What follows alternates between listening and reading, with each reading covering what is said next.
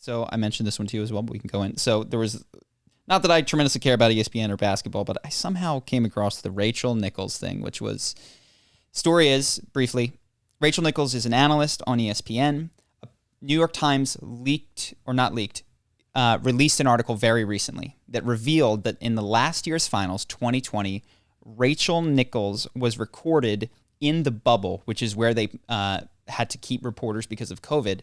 There was a camera in her room because that's where you were forced to record. She had left the camera on. It was streaming to ESPN's headquarters. Mm-hmm. And there was a phone conversation with a friend and colleague or a mentor where she said that she didn't want this other coworker who was a black woman to be getting the job that was contractually promised to her covering the NBA Finals. Mm-hmm. And she said, essentially, this is a diversity hire. They're trying to make up for their awful record on diversity by taking my job. I'm totally cool for that, but don't take my job, is what she was saying. And then they discussed a number of ways of how she could deal with it, how she could position herself. She could say, for instance, that ESPN is pitting two women together and that's not what they should be doing. Mm-hmm. And this went back to ESPN's headquarters. Somebody found this on the server, could have buried it, and instead spread it around ESPN, which is man, what a little mischief maker you are. Taking somebody's private conversation they didn't know was being recorded. I can't imagine that you've never said anything you wouldn't like your entire office to hear about. Mm-hmm. That's pretty low, if you ask me. And then it created tension between these two, and now there's a New York Times article about it. What's weird is that the article came out a year after. Came out a year after. We're in the finals now. Isn't that strange? So there'd been this stuff, and it was. So what's interesting is not this story or this or the New York Times. I think what's interesting is a bit what it says about the logic of the article and where the New York Times at least is at, or this particular writer in the New York Times. Oh, interesting. I thought it was interesting that it came out near the other woman's contract negotiation. Oh, is that what happened? She's going to re-sign with ESPN or not? Interesting. Yeah, her contract runs out soon. I hadn't thought of it from that angle. What do you think that means? I'm just telling you that her contract runs out soon, and this article came out about a conversation that happened a year ago. It just seems weird. Yeah, I don't know how to piece that together in terms of if that gives somebody a leverage or somebody doesn't have leverage or what. But so there's a couple things that I listened to the segments of the audio I could find. And then some of it is being quoted from the New York Times. I feel more confident talking about the audio segments. This was a particular quote, but Rachel Nichols is talking to this guy, Mendelsohn. And he says, or the New York Times says, they considered a move that Mendelsohn described as baller, but hard to pull off, telling Pitaro and others that having two women competing over the same job was a sign of ESPN's wider shortcomings with female employees, which is it's such a cynical way to maneuver. But I do believe what is likely happening is here's a baller move that we could do. Yeah. We could spin this in a way that we don't truly believe it is, but we could represent it that way to gain advantage. And sure. It's that's hard to pull off. And so I didn't hear the article, but at least that sentence made me go, oh, this is so gross. Yeah. How could we talk about this in a way that checks 2021 vibes and gives advantage to us? So I don't know if that was the context of it because it's just that one sentence, but if so, that would be gnarly. Have you seen have you seen a bunch of other ESPN people are chiming in and they're kind of turning on each other? Oh, really? Yeah, it's super strange. So the one narrative is that Rachel Nichols is racist. And so then a bunch of black colleagues came out and said, Rachel Nichols is not racist. She helped me negotiate my contract when ESPN tried to screw me. She's been an ally for me. So a couple of black guys came out and said that. And then this white guy came out and said, Rachel Nichols is a bad teammate. How could she ever say this about a colleague? Came out and kind of white knighted.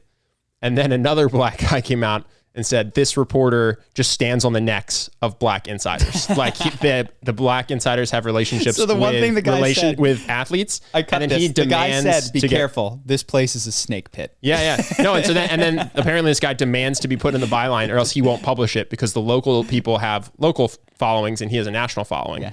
And I don't know if any of it's true, but it's just interesting because everybody's just Rachel Nichols is racist and this woman is a victim. And then some black guys come out and they say, actually, Rachel Nichols really helped me and she's an ally. And then this white guy comes out and says, Rachel Nichols is a bad person. Yeah. And then different people come out and say, this guy's a snake. And they're just all sounds like a bad turning on each other. It sounds like a untrust. It was her story was the first domino. And now all these people that I know the names of because I follow basketball, but I've never heard them talked about negatively. It's like once the first domino fell, all of a sudden people started releasing a bunch of shit about their colleagues. Well, this is a quote that follows well that I wanted to talk about. So the guy on the call released a statement that said, just because Maria, who was the woman that Rachel was talking about, got the job does not mean Rachel shouldn't get paid what she deserves. Rachel and Maria should not be forced into a zero-sum game by ESPN.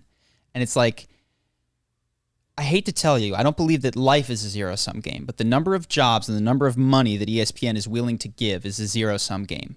Now, can you leverage more out of them? Yes, but that's a zero-sum game. Like, there's only so much revenue being generated, and which allows for so many positions that needs to be divided in a certain number of ways. And the idea that, this is where I'm heading with some of these other quotes, that like you can just give jobs to people of classes or races that you think ought to get it without necessarily taking an opportunity from somewhere. Mm-hmm. Is ridiculous. Well, that's why I think it's always cool to either be an entrepreneur or to get paid as a percentage of revenue you generate as a commission salesperson. Because then it's not a zero-sum game, right? If you own the business, or if you're a salesperson that gets 10% of all the new clients you drum up, you just make value and then take some of it.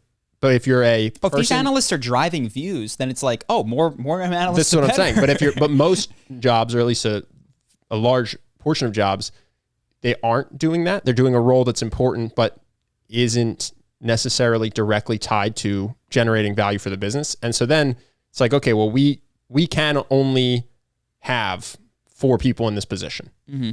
So for every person that we hire, someone else doesn't get hired. There's just our 4 roles for this position. Yeah.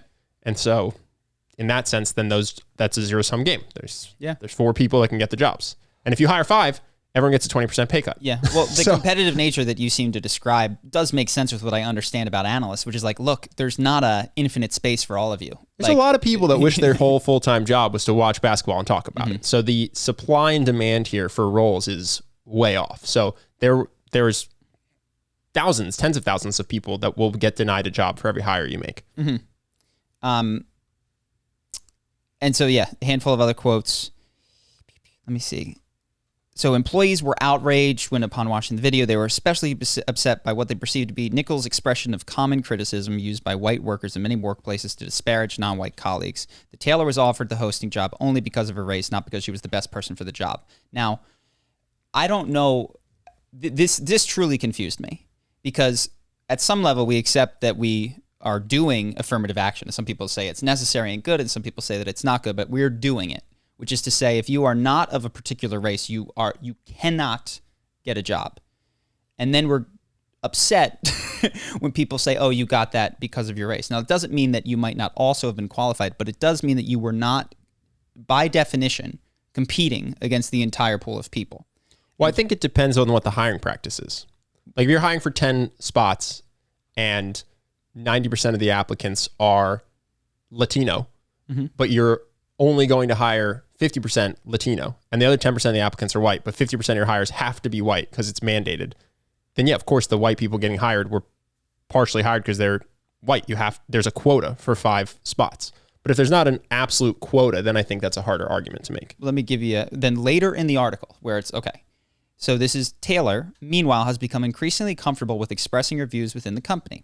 In the spring, she admonished executives for appointing a game coverage for the NCAA Women's Final Four that did not include any black women, and pressured the company to add LaChina Robinson as an analyst, which they did. Okay, that's a quota. Right. When you say there needs to be 1 or 2 or 3, and you put a number, and you don't say, hey, I have this really great analyst, and you need to hire the best analyst, that is a quota. Mm-hmm. And so if anybody in ESPN thinks that LaChina Robinson got that role because she was black, like the New York Times article says she did, I don't know why that's offensive.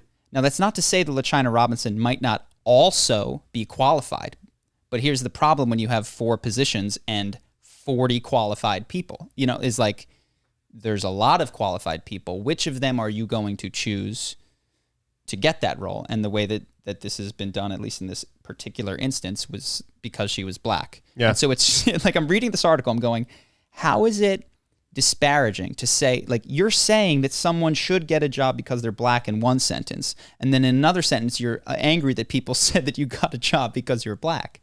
Like, you've set this is what you're demanding is quotas. and then you're upset of the flip side of a quota, which is that it seems like if you say that, if you say it in a positive, which is we definitely need to ensure that we have a certain amount of minorities, black people, women, etc., that is acceptable. But if you say that same sentence with negative, then it is disparaging, I assume, which is the way that I heard Rachel say it was flatly, like, this is the case, and I'm upset about that because it didn't give me an opportunity. I haven't seen the quote. What did she actually say? She actually, which was incredible for someone who had a hot mic on in their room and had, in her opinion, had her job taken, was like, she didn't really say anything bad. She said the ESPN is trying to make up for their lack of diversity in the past, and I think they should, but I don't think they should take my job, which is like, well, sorry. They're going to take somebody's. It's coming from somewhere. It's either coming from a new position that opens that will not be offered to the full applicant pool, or it's coming from a pre-existing position. Now, but what are people upset about? She said ESPN. Okay, so this is what I'm saying. It's viewed as disparaging to say that this woman got her position because she's black. But the question that was never even addressed is like, well, did she? I'm not saying that she's not. She might be qualified, but the question is, when they were hiring her, was there a conversation in the room that said this person needs to be a certain skin color and gender? And that is never mentioned. Like, nobody ever asks if it's the case. Sure. It's just, oh, this is disparaging. You're not allowed to say that. It's like, well, is it true? So I read this and I went, this is, and then there was like, this is how white people talk when there's not black people around. I feel like this is just as I'm looking at this, this is creating insanity as far as I'm concerned, because how are you not supposed to see what is right in front of your face? That you're telling me that we're hiring certain people because of their skin color. And when somebody gets hired, I think it's because of their skin color. I'm not saying that they might not also be qualified, but how can I cognitive dissonance these two things away? And it seems that the answer is avoid hot mics, don't say this, because you will get eaten up and taken into big trouble for saying what is obvious.